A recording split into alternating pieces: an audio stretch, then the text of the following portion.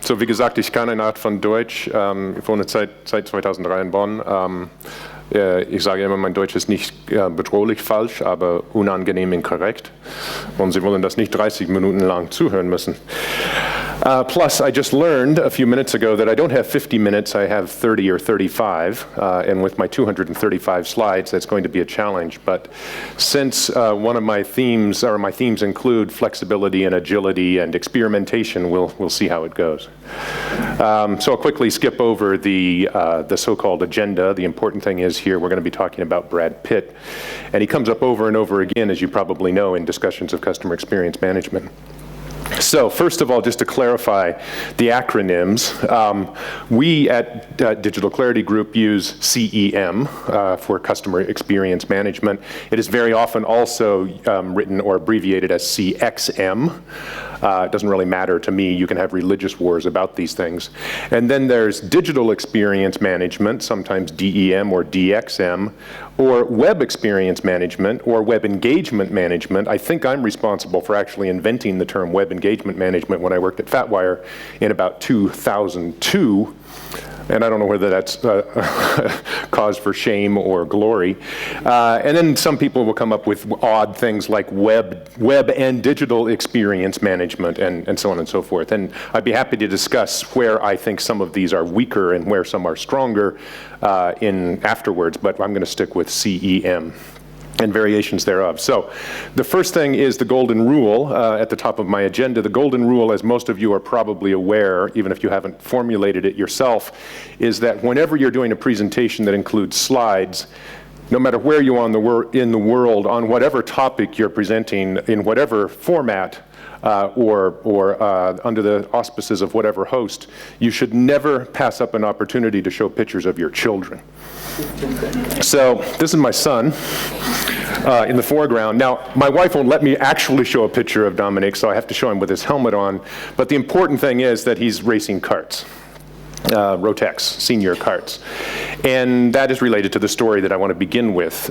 Shortly after Dominic started racing, when he was somewhat younger, about 4 years ago, a good friend of ours, of the family, and a good friend of his, went to the doctor a few weeks before Christmas with cold symptoms and was diagnosed with leukemia and didn't come out of the hospital for 3.5 months. And this person is now recovered in no small part to a bone marrow transplant. So among other things, my wife and I educated ourselves during this ordeal about the disease and treatments, and we both joined the DKMS, the Deutsche Knochenmarkspenderei, which is the largest bone marrow donor data bank in the world, and I encourage all of you to join, or the local equivalent of it. And as you see here, the motto of DKMS is every single one counts. Dominic at the time was too young to sign up as a donor, but he wanted to do something, so he wrote to DKMS in Köln and asked if he could carry their logo on his cart at the kart races as a kind of advertising and promotion for their services. And they were very happy to have him do that. Now, if you know a little bit about kart racing, it is physical sport. I mean, they're going 120, 130 kilometers per hour. They often bump into each other. And during the course of a race, you'll often have tire marks and so forth from the other carts on your cart at the end of the race. So at the end of one race, this is what the side pod of Dominic's cart looked like. And you'll note tire marks and so forth, and also that the motto has now been changed to every single one pays, which I think, I always say, is the motto of parents of kids who race karts, because it's not an inexpensive sport. So the point of this story is twofold. One is that something very small, like the absence of two tiny dots over a single letter, can make a huge difference, can in fact invert the meaning. And you can apply that directly to your own efforts. Something small like neglecting one particular social channel that your customers or prospects are actually favoring can make a huge difference. Or not responding quickly enough to a complaint on Twitter or on Facebook and so forth. Things that seem like, yeah, well, we're not going to do it tonight, let's do it tomorrow, but that 8-hour difference can turn into a gigantic public relations fiasco and so forth. And that seems like a truism. It's always been the case that small things can make a huge difference, but it has a little more resonance now because precisely when we are also challenged to deal with empowered consumers, 50% of CMOs feel that they don't have the right resources in place. They don't have the right teams, the teams don't have the right skills, they don't have the right technologies, they don't have the right organizational structures, they don't have access to the right information and data, and so forth. The second kind of moral of my story is that I think we genuinely are at or well into a major transformation, a phase shift, or what Andy Grove at Intel called strategic inflection points. And obviously, as you can see, the strategic inflection point, I love this thing because the old paradigm leans into a frown and the new paradigm into some kind of smirk. But the point is that if you don't make the transition, if you don't make the transformation, and what is actually an incredibly radical change in direction, then you end up losing. It makes the difference, and it will make the difference between those who count and those who pay, or those who engage and those who suffer because they fail to engage, those who are survivors and those who are victims. So my overall theme is what I call the CEM imperative, and I've written about this extensively in the introduction to this guide for service providers for web content and customer experience management that we published in August, and that's available free for download on Digital Clarity Group's site if you want to go and read the entire, I don't know what it is, 15-page argument for the CEM imperative. But by imperative, I mean just that. Managing customer experiences and getting yourself into a position to support CEM is inescapable, irrefutable, undeniable. You cannot continue to do business without it for any conceivable period of time. So, what I want to try to do in the minutes that I have left is justify these three propositions from the beginning, from that introduction. Great customer experiences are not something you can choose to provide or choose not to, like we're just not going to do that. It's something that consumers, by definition, essentially crave, need, and they can always find them elsewhere. It's not something you can put off until the budget line improves, until the economy improves, until we finish the new factory in Thailand or whatever. It is something that must be done as soon as possible, or at least you must begin doing it as soon as possible. Why? Because consumers can already get these experiences. They already have them. They already seek them out. They already punish companies that do not provide them. And so it is an imperative because you're either competing in that game of superior customer experiences or you're no longer even part of the game at all. It comes to define what it means to do business, basically. So you're probably familiar with this illustration of the major waves of technology innovation since the middle of the century, basically. So mainframe computing, personal networking, and the internet, and smart computing. I would call that ubiquitous computing, and I'll explain what I mean by that in a minute. What's interesting about the chart itself, I think this is originally from Forrester. It looks vaguely Forrester-ish to me, but I found it on Google without attribution. But note that the ages, age of manufacturing, distribution, and information, are basically attributes of a company's operational strategies. Right? So you could, we're winning because we're really great at manufacturing. We're winning because we're really great at distribution. But in the last phase, it's the age of the customer. The age of the customer. It's no longer the business that defines the level of their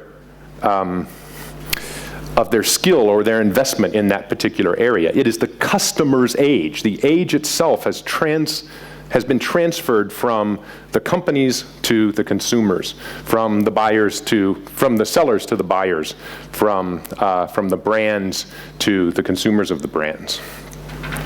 So when you look at each one of those major phases, basically there's a period of disruption for about 6 or 8 years, roughly, in which it's a major new technology. People don't know what to do with it. Early adopters are either benefiting from it greatly because they jumped on the bandwagon early, or they're suffering because they adopted it too early and don't really know how to operationalize it. And then there's a period again of 6 or 8 years in which it is refined, optimized, digested, and becomes mainstream and accepted technologies. Probably no one, fortunately including myself, remembers the mainframe computing revolution, but certainly desktop computing. Greatly resisted by everybody except basically the typing pool initially, certainly by IT, and then over a period of many years actually becomes an absolutely essential requirement for doing business, that every employee virtually has a desktop computer. So the question is simply, is that cycle going to repeat for this phase that we're currently in? If it does, then it's just another one of those technological waves of technology innovation. And it might be frightening, it might be difficult, but we know how to do it. And more importantly, or bottom line is, we have a relatively long period of time in which to adapt to it. Conservative companies will not suffer if they take a wait and see attitude. Let's allow the early adopters to test it out. Let's wait until some best practices have been developed that we can implement, and then we'll come in during the refinement phase. We may not benefit from it as much as we would have if we had jumped in early, but on the other hand, we avoid the dangers of jumping in early. That's one possibility. The other possibility is that it is a different kind of phenomenon altogether. That is one simply in which we don't have a long disruption phase followed by a long and relatively comfortable digestion phase, but that this is a much more rapid, much more chaotic, turmoil-ridden period of, I would say, pure disruption. In this scenario, disruption becomes the norm. There is no digestion and refinement phase afterwards. So let's see if we can get some insight into which one of these might be the case. So we're going to ask Brad. How many of you have seen World War Z? Nobody's seen World War Z. I'll try to avoid any spoilers. Okay, I think you should see World War Z. I thought it was a great movie. Well, not a great movie, a nice piece of entertainment. So, World War Z, I guess the thing I do have to tell you is it's about zombies. Okay. And the most striking thing about World War Z is that the zombies are incredibly fast. I think they appear to me to be faster than humans, right? You cannot outrun them. And that's striking because we're used to zombies that are lumbering, slow, very slow creatures, as in this popular TV series, very popular in the US, and I know we can get it in Germany and probably here, called, appropriately enough, The Walking Dead. It's not called The Rapidly Sprinting Dead, right? It's The Walking Dead, and that is true to the original George Romero's original 1968 Night of the Living Dead, in which they also kind of shuffled around. At this point, they weren't yet called zombies, but that's what we know. We know they were now. We now know they were. But in fact, if you're a student of the genre, and evidently none of you are, you know that zombies have been getting faster for a while. So in 2002, 28 days later, also a really great zombie film, they can run. And they can run even after you bomb them with gasoline and they're on fire. They continue running. And in 2004, oh no. In 2004, Zack Snyder remade Dawn of the Dead, so Dawn of the Dead 2. And they're also very mobile. And I even have tourists standing here in khaki shorts watching them run by. And then in 2009, maybe this doesn't work anymore. There's my favorite zombie film, this one you must see, called Zombieland. You can watch this with your relatively mature children because it's a comedy. Here they also run. And then we get to 2013, in which, as I said, they are not only faster than humans, but they also exhibit this kind of hive mentality, like swarm mentality, like bees, like really irritated bees, or army ants, or something like that. And it's the most frightening part of the film, not that they're zombies, but that they're just an irresistible force. Okay, so as an analyst, if I look at a set of data points like this, I feel an irresistible urge to create a chart. So you could have Night of the Living Dead down there on the left and World War Z, and then the relatively fast zombies in the middle somewhere, and a timeline, and what I'll call the threat axis. So I'm going to say that initially in Night of the Living Dead, they were really slow, 1/10 of 1 mile per hour.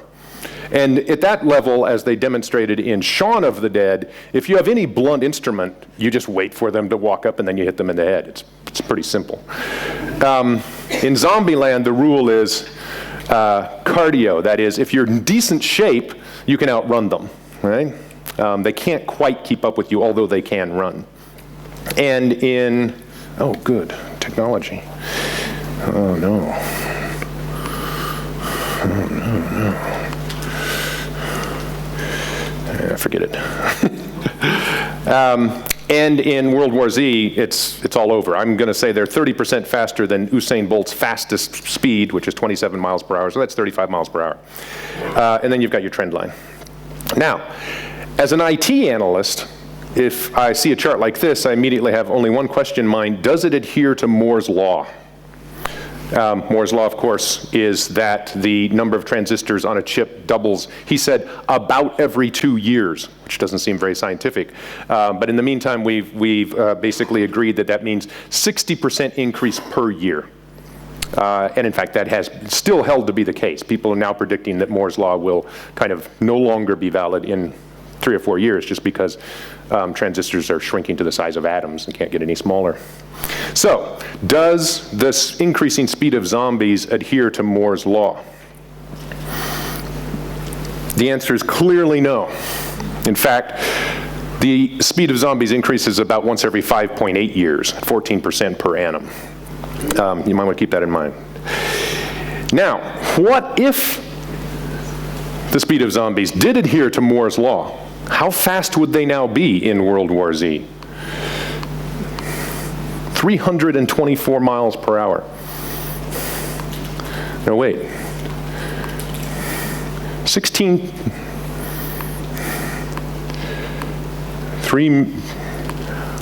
153 million miles per hour.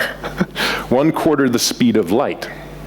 So, the point is really not about zombies as such, but about the power of exponential increase, exponential acceleration, and exponential rates of change.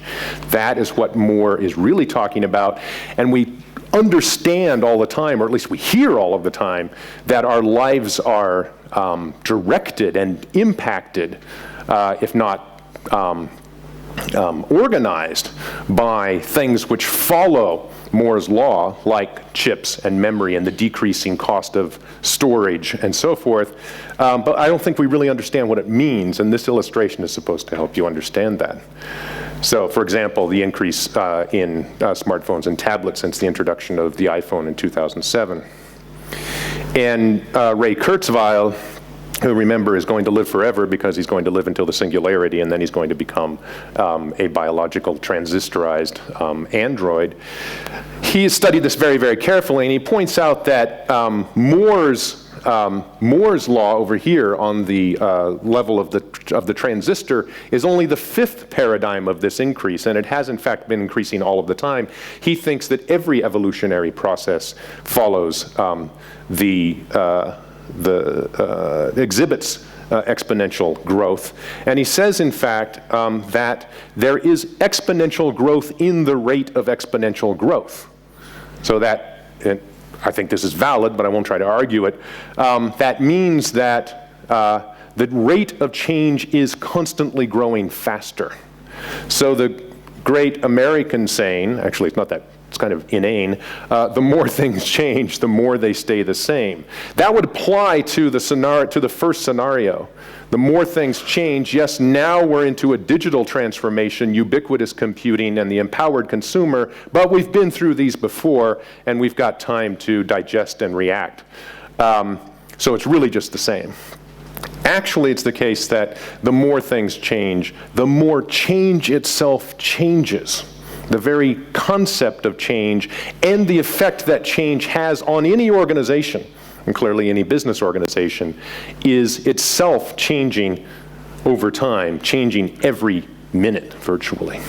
So let's look at a couple of processes that illustrate this. So consider what we might in retrospect call personal music appreciation. So the original Edison phonograph, remember, a very, very delicate piece of foil on a drum.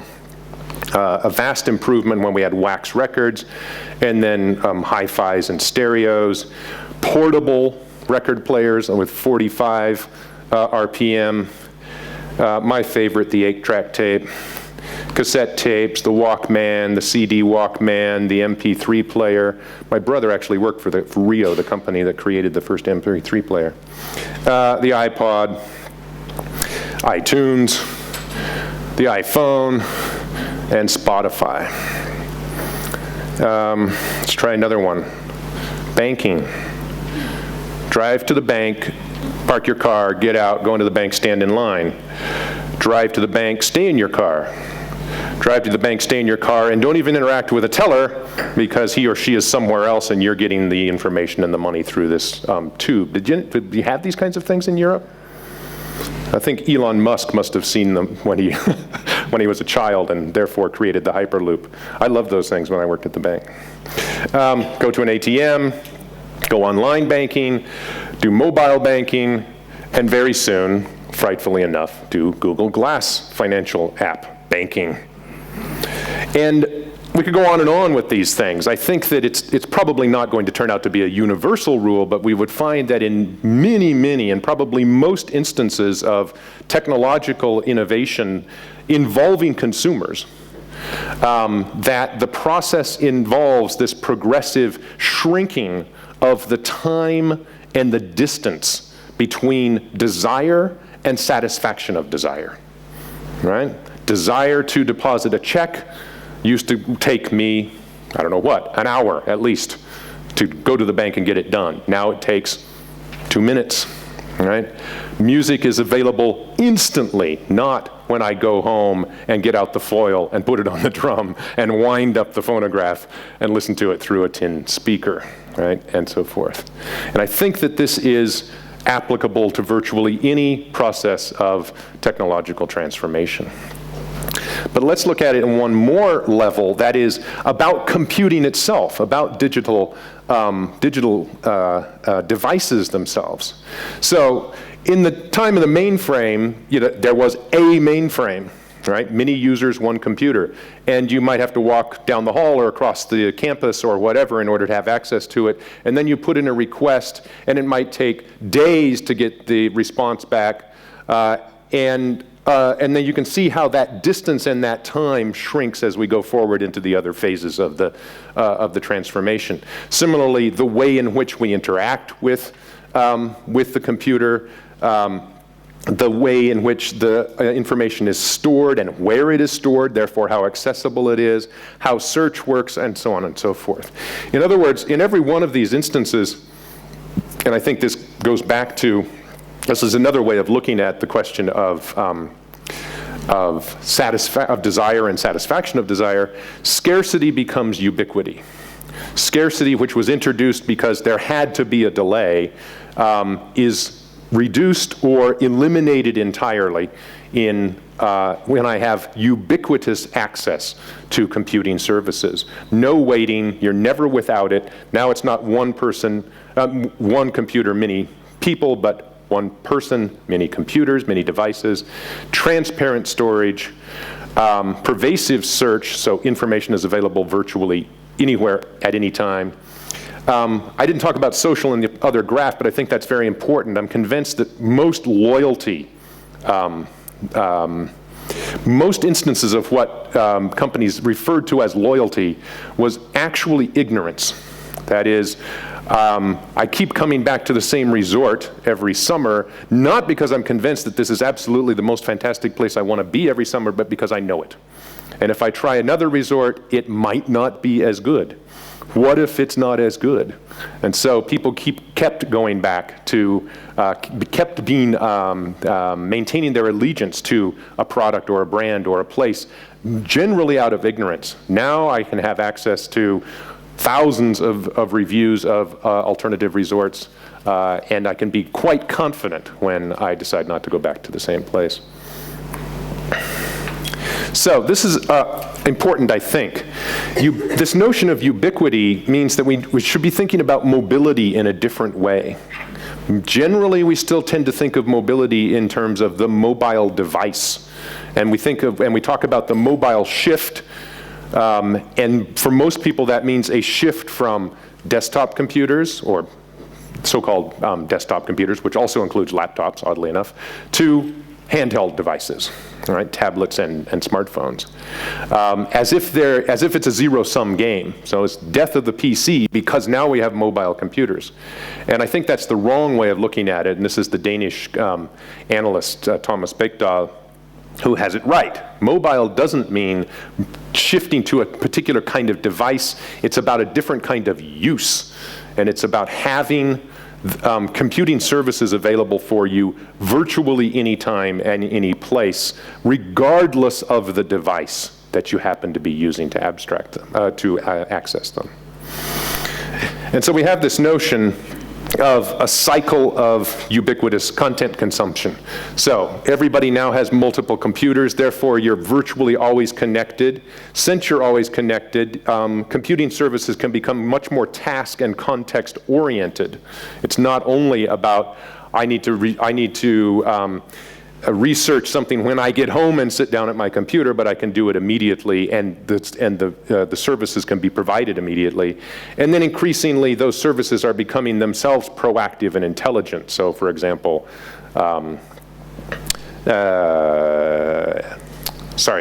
Android can already pay attention to your calendar and pay attention to traffic reports and inform you that that business meeting that you have across town in 2 hours, you should leave now because traffic is poor and you won't get there in time.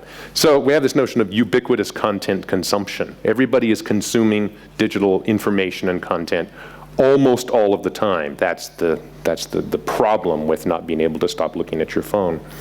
So I think there are 3 or 4, now I think there are 4 important consequences of this, but for the sake of time, I'm only going to talk about 3 of them. Ask me about Marshall McLuhan at the break, because it's really interesting. The second one is that we now can look at Andy Grove's strategic inflection point in a different way. Or we kind of have to look at it in a different way. So for Grove, a strategic inflection point was strategic, but limited. That is, it was specific to a company, an industry, and so forth. So it could be that a new competitor has entered the space. What are we going to do about that? A new source of raw material is now available. Do we want to switch to that, or do we want to continue with the old source of raw material? And so on and so forth. It could be those kinds of business-specific, but significant but business-specific decision points. I think where we are now is that the inflection point that we're currently at is one in which it involves all companies, because it is, again, about the fundamental relationship between consumers and companies, between buyers and sellers. And it doesn't matter virtually what vertical you're in, what kind of company you're in, whether it's B2C or B2B. It also doesn't matter whether it's governmental, e-government. I was just reading a case yesterday of a Canadian government organization that said they had got a really nice web presence and so forth, but their constituents, not their consumers, their constituents are demanding that they should be engaged on social and mobile platforms, right? And the fact that their government doesn't save them from that. So one of the illustrations that Grove uses in his book, called "Only the Paranoid Survive," in which he formulates this notion of the inflection point, is that he and Gordon Moore, who's the father of Moore's Law, the guy who invented Moore's Law, he and Gordon Moore are sitting around at Intel in, I don't know when, in the 80s, I think. And they're very troubled because the Japanese have entered the memory chip market. And the Japanese, for one reason or another, are capable of producing these chips less inexpensively and therefore selling them at lower cost. And it's greatly disrupted Intel's entire strategy. And they don't know what to do. And finally, Grove says to Gordon Moore, what if the board fired both of us and brought in a new CEO? What would he do? And Moore immediately said he'd probably get out of the memory chip market. And Grove said, well, why don't we walk out and come back in as new CEOs and do that ourselves? And that's what they did, right? But they had to get to the point of actually deciding to cease being themselves in order to think completely outside of the established paradigms of Intel in order to arrive at what was in fact the right decision. And I think that we all need to do something similar when we approach the notion of customer experiences and think about what it means for us to create, or your companies to create, great customer experiences. You need a very particular instrument in order to do that, a very specific piece of technology that's capable of absorbing protons and then emitting the equivalent electron, if I've got my physics right. In other words, what I'm talking about is you need a mirror. You need to look at yourself as a consumer in the same way that Grove and Moore needed to look at themselves as people who weren't actually running Intel, but were brought in order to save it. And I mean this very, very seriously. I genuinely think that the greatest service that any employee can currently do for their company is to stop thinking like an employee, to always be thinking like a consumer.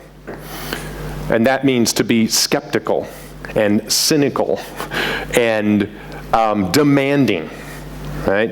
And never to try to explain away something because consumers, employees tend to explain away things because, well, that's the way we've always done it, or we don't have enough money to improve it, or it's too political, so we're not going to change it, and so on and so forth. Consumers would never think like that because, because they don't have any idea that those things are barriers within your company. And so virtually they shouldn't be barriers for you either, because consumers finally are the core of the demand. So that means that while we've always tended to think of consumers like this, that is, as buyers, potential buyers of our services or our products. And this is a particularly disturbing story because they're not only just buying shit, they're buying the worst possible kind of frozen dinners. But I think that's because it's sponsored by ConAgra Foods. I hope they're not here. This is the way you should think of consumers. That is, as voracious, insatiable, capricious, demanding, and relentless, kind of like zombies, consumers of digital experiences. It's not finally about, it's not in any interesting way about the transaction and about buying your services or your product and the alleged superiority of your services or your product and getting them to recognize that superiority. It is really only about the quality of the experiences that you provide. If you can't do that, it does not matter what the quality of your experiences are. Now, the case that I usually use to illustrate this, in which the new sense of consumer meets the old sense of consumer, is Tesco in South Korea, in which in the subway tunnels, you can use your phone to buy groceries and then have them delivered to your home. And just last night, I found out that you can do this right now, probably across the street at Co-op, or at least has anybody done this here in Zürich? This is allegedly, maybe it was only an experiment, but I think you can see that this is actually on the outside of one of their stores, because there's the Co-op logo, the Co-op sign. right? But it's the same thing. You scan the product with your phone and the food is delivered to you later. So they're consuming in the old sense by consuming in the new sense, by participating in and consuming digital experiences. So I think we now know, or I hope I've made my case, that we know which of the two alternatives was the case. We are in a perfect storm of disruption. It is not going to be the 15 to 20 year cycle that we saw in the previous cases of technology transformation. And I don't think it's any coincidence that the exponential graph maps directly onto the ship from The Perfect Storm, the movie poster for The Perfect Storm. Maybe they knew what they were doing. Okay, the second part I'm going to have to go through more quickly due to time, but I want to get some figures in here as well that you might be able to use in your own work. So, digitalization, ubiquity grants forces of digital disruption grant consumers voice and choice in ways that, of course, they've never had before. What does that actually mean?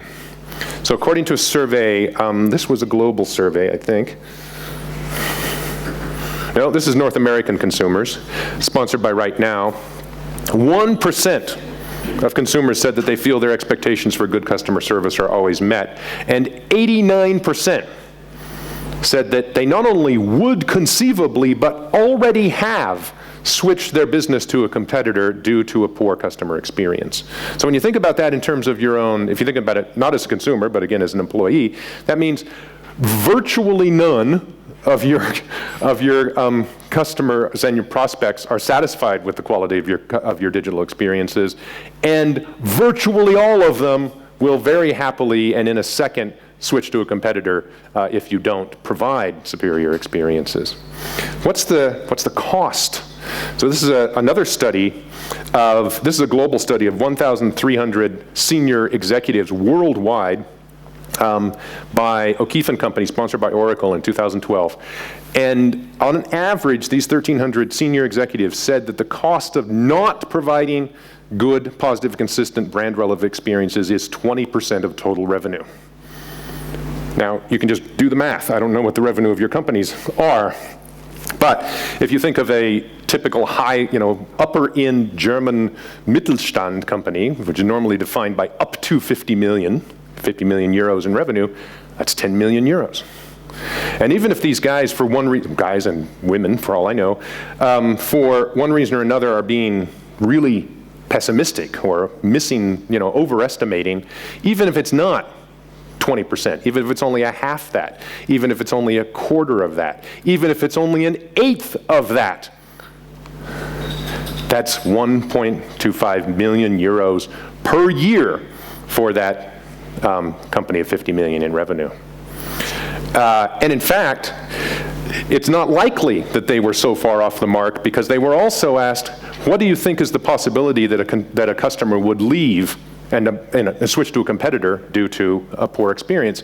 And 49% of them said that's likely the case. But as we saw from the previous survey, almost 90%, almost double that many, are ready to leave on the basis of poor experiences. So it's very unlikely that these executives have underestimated the financial impact. Let's look at some other numbers just in case we don't want to rely upon those two surveys sponsored by Oracle, which I hope they're not here. In the US, IBM says US retailers, only in the US, lose $89 billion each year because of customer defection and abandoned purchases due to poor experiences. McKinsey says that providing good experiences across a customer journey, which is another subject that we should address but won't have time to, 20% increase in customer satisfaction, 30% increase in employee satisfaction, 20% decrease in cost, 15% increase in revenue.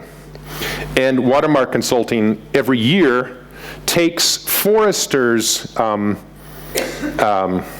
data on customer satisfaction index. Forrester surveys thousands and tens of thousands, hundreds of thousands of consumers, and comes up with a customer experience index scores for hundreds of companies. Watermark Consulting takes those lists and looks at the customer experience leaders, those with superior scores, and those who are laggards with inferior scores, and charts it to their stock market performance. So customer experience leaders outperform the stock market by about 3 times. Consistently, this happens year after year. And this has been the case. This is the survey for the results for 2013. Okay, now to return to customer experience management and what you guys are going to be talking about today, more specifically web experience management, or web plus mobile web. There is some argument that customer experience can't really be managed. And there's some truth to that, in fact. Because customer experience, let me just bring up the definition that we use. Oh, sorry, let's not bring up the definition we use.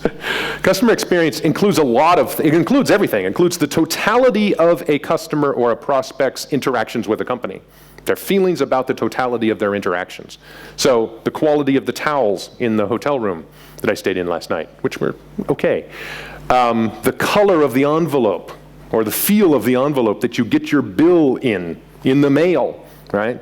What the CEO says on talk shows and how you feel about that. And it includes a whole bunch of things that obviously can't be managed by any kind of solution or technical solution plus business process. Nevertheless, first of all, the digital is entering more and more often and more rapidly into what looked like analog situations. So at C&A, C&A stores in Brazil, they're experimenting with hangers that display in real time the number of Facebook likes that article of clothing has received, right? At Walmart in the US and maybe elsewhere, they're experimenting with an iPhone app or a smartphone app that allows you to shop, scan, pay without ever interacting with a single employee. You can see why Walmart wants to do this, because they're striking in California right now. Self-check-in at hotels. Home Depot in the US similarly has an app that allows you to scan, and then you get things like installation videos, how to use this product, comparisons with other products, and so on and so forth. So this is the way, quickly, we define it at Digital Clarity Group. As I said, customer experience is the totality of a customer's interactions, and when I say customer, I also mean prospects, potential customers. As a business discipline, customer experience management refers not only to the technologies that you might put in place in order to deal with customer experience, but to your overall strategies, the business processes, the skill sets, the teams, the commitments, that is the cultural commitments to great customer outcomes, the partnerships, so service providers, digital agencies, and so forth, which we think are incredibly important. And then with reference to the technology itself, so when a vendor says that they have a solution to help you with CEM, that refers to a large ecosystem of software tools that you might already be or will be soon drawing upon in order to address this issue. And we firmly believe that web content management remains at the core of that ecosystem. Some vendors are covering more areas of this ecosystem, so social, personalization, analytics, and in some cases campaign management, so you might be able to get this much from a single vendor, but that's not nearly enough for a complete solution as time goes on. Okay, I'm going to skip through some of these other data points. There's some really interesting stuff in here about privacy, which doesn't seem to be much of an issue as we would believe. What do good customer experiences look like? Well, here's a couple of descriptions. Now, I don't know whether Telefonica actually delivered on this goal, but this is the way they described it. So just look at the key words: experiences that are individual, relevant, thoughtful, reassuring, and amazing, designed from an outside-in, customer-first perspective, relying upon personas that they have researched and developed, and always drawing upon analytical data, and so forth. Same thing from a financial company in EMEA that I worked with 2 years ago. So, for the consumer, these experiences must be consistent, coherent, and contextual. And again, I'll abbreviate this a little bit. Consistent means consistent consistent across touch points. So from the website to the mobile web, which ought to be relatively easy, but on the other hand, as soon as you don't merely reproduce your website on a mobile device, as soon as you don't use native mobile web, but use any kind of mobile-specific responsive design, say, then the mobile web doesn't necessarily produce everything that's on the website, and you run into those consistency problems. And consistency over many other channels as well, so face-to-face, call center, and consistency over the life of a customer journey. So from my initial interactions from a research perspective to an eventual transaction, which might be weeks or months later, to an eventual endorsement, which might be years later. So at minimum, this is not a single channel, obviously, not just the web, not just multi-channel, not just cross-channel, and again, this is an argument about terminology, because I think cross-channel preserves the notion of silos. We've got a web channel over here, and we've got a direct mail channel over here, and we need to make sure that they communicate with each other. Well, in fact, you ought to eradicate the barriers between them. That's why we prefer this really ugly term, de-channeled. And for all of these reasons, and many others as well, we always want to emphasize that customer experience management is not just a new form of web content management. And that has a great number of implications, but it means primarily that you need to rethink the ways in which the teams are organized in order to do this kind of stuff. You can't just give the WCM team a little more money and a few more positions and expect them to now deliver on CEM. It's completely different beast. So this is the more strategic level of thinking about CEM, rethinking the business with the customer or consumer at the center, and then aligning technology and analytics and organizational investments to support it. And organizational investments, I would say organizational structures as well. So very quickly, just to brush upon the intranet track that Stefan's going to be leading, oh God. Somebody wants me to end quickly. Jeffrey Moore, again, has this notion of systems of record and systems of engagement, which you're probably familiar with. These systems of record are things like ERP systems and fulfillment systems and so forth, transactional systems, all of those things that are in place in your companies that make it possible to do modern business. Systems of engagement are those things which actually touch individuals and create or convey the experiences that you're trying to deliver. The important thing about this, or the most important thing, is basically this level right here, which Moore never talks about. That's kind of the membrane between the systems of record and the systems of engagement. One that's filled, that's where the technological challenge comes in. Imagine it like an airline app. Anybody here from an airline? Anybody flown on an airplane? No. An airline app, right? And there are many of them, and they're very useful, right? Think about all of the systems of records that an airline app has to have access to in order to deliver a good experience. It has to know everything about my history, my points, the transaction, the gate, the flight schedule, the changes, and so on and so forth. All of these things have to happen virtually in real time, sub-second response times. That's a huge technical challenge to create that membrane layer between the systems of record and the systems of engagement. That's one thing. More importantly, I think, is that that's also the area that is occupied by your employees.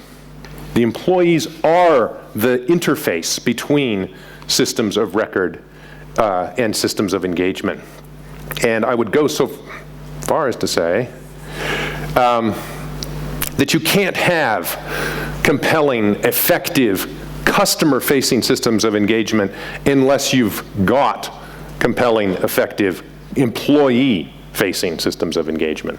The one is a prerequisite for the other. You can do this in the short term. You can do it tactically. You could develop a really cool app or something that satisfies people for a few weeks or months.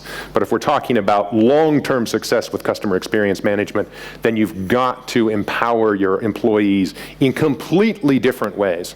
Not only empower them with information, access to information, empower them with permission to engage consumers and satisfy them. And I could tell all kinds of stories about that, but I won't have time to do it. And probably reorganize them as well in order to get rid of the content and organizational silos that are keeping you from addressing CEM. So it's really, really, really hard. And many people are kind of paralyzed. There's the deer in the headlights syndrome right now for most companies that we engage with. And our advice is, take it one step at a time. One, because that's the only way to get started. And secondly, it's probably the budget that you have available. And it's the best way to build experience and learn how to run by learning how to walk. Here again, I will skip through this stuff, but it really is about content. We believe that WCM, or content technologies, are at the core of customer experience management for many reasons, but primarily because you're dealing with content and other kinds of digital assets that need to be packaged and delivered as experiences. That's very similar to what you're doing now with digital assets that are delivered over a single channel through the web. It just needs to be much more comprehensive and much more complex. So we call that the unified content process. Embrace the chaos, experiment, and by way of conclusion, there is an inescapable imperative for delivering great customer experiences. I genuinely believe that in the not even medium term, companies that don't do this or can't do it will suffer a lot, maybe not survive. Consumers want consistency, coherence, and so forth. To deliver that, you need to be paddling madly in the background in order to impose some kind of order on very, very complex systems behind the scenes. You can't really come up with simplicity and consistency behind the scenes, but you're trying to deliver it in the front end.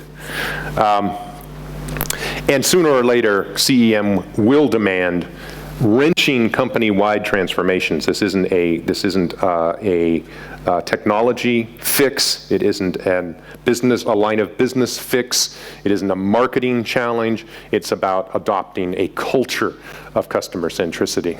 And I think that's going to happen sooner than you wish. And I'll end with these three sayings. All right, appropriately enough, at the beginning of the ski season, Carl Sagan, the astronomer, and my favorite, Clayton Christensen, Crossing the Chasm and so forth, many other business books, says, you may hate gravity, but gravity does not care. Right? Think of customer experience management as gravity. And I think that a lot of companies, if you're a little bit familiar with Wile E. Coyote, very often he runs off the edge of a cliff and doesn't realize it immediately. And so he's kind of happy catching up with the Roadrunner, and then he realizes it. I think a lot of companies are now more or less in that position. You've run off the edge of the cliff. You don't realize the effects that gravity can have on you. They will have that effect very soon, and you will plummet to earth with the effects that are genuinely illustrated in the Coyote cartoons. Great, thanks. Look at that, I only went 15 minutes over. Thank you, Tim. So, thank you for this inspiring introduction on the topic of digital customer experience. So, we heard about it's not purely about the content technology. There are other technology parts involved. We have seen that's important. It's the membrane between the systems of engagement and the systems of record. So what would you say? Who should be the sponsor of a digital customer experience strategy at the first point, and who should be involved in a project of this type? You want me to take up a lot more time. Who should be the sponsor? I think one of the slides that I had to take out was that when we ask people, why are you stuck? Why is there this this deer in the headlights phenomenon right now? They talk about content silos, and organizational silos, which are clearly a problem. They talk about lack of executive sponsorship, which is also virtually a deal breaker. But more importantly, interestingly, there's this kind of knot on why is there a lack of executive sponsorship? Because we see a lot of executives who are, let's say, approaching retirement age, and it's like not on my watch, right? They kind of recognize the inherent need for radical transformations, but it's just a project that they don't want to introduce into the company while they're still running it. And that's ironic and kind of perverse, because then when people like me come and say, look, the world has changed fundamentally, you really need to address consumers in a completely different way, it reinforces their resistance. Right, rather than making them desire to address it. So at some level, like I say, we encourage people to start small and start building momentum, and that you can do in whatever way that you can. You could do that as isolated teams. You could do that as a part of a marketing organization. You could begin to experiment with personalization on websites if you're not already doing it, and you can do that in many cases for very, very little. With very little budget and so forth. But finally, if you're going to succeed in any meaningful way with CEM, it has to have top-level executive sponsorship.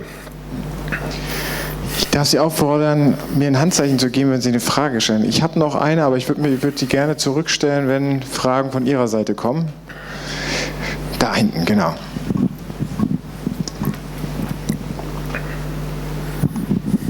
Hi Tim, Richard from InfoCentric, Richard Gledhill. Love the talk. Question on the implementation. Yes, we need the top level buy-in. How does that top level get the buy-in? Because what we're talking about here is actually quite an investment, and that goes against what you would normally expect for shareholder value. Yeah. How do you get about that piece? Yeah. Well, again, I think that pragmatically, you have to look at it pragmatically, and right now there's a great deal of discussion about ROI, right? Both on the customer-facing side and especially on the intranet-facing side, or the intranet side, and it's impossible not to understand why organizations and individuals look for ROI, because how else are you going to make a rational decision? And yet at the same time, these things often involve benefits which don't lend themselves to an ROI calculation. And it's very complex and messy at this time. But the practical advice is, again, start out with identify some high-level, high-impact processes. So very often it's a sales process, because then you know whether you're increasing the number of transactions or the number of deals that are converted or whatever it is. Look at ways in which you can try to improve the quality of the experiences in those isolated processes. Experiment with that, and hopefully you learn something, and it does have an effect, and then you can say, okay, here's a case where we did this and it had this revenue impact, right? It actually turned into that, right? And then that's the kind of step that you can build on with virtually any level of the organization, whether it's the C-level or the shareholder level. Weitere Fragen? Yeah. Thank you again, great. Tim. A big applause, please, for Tim Waters of the Digital Clarity Group.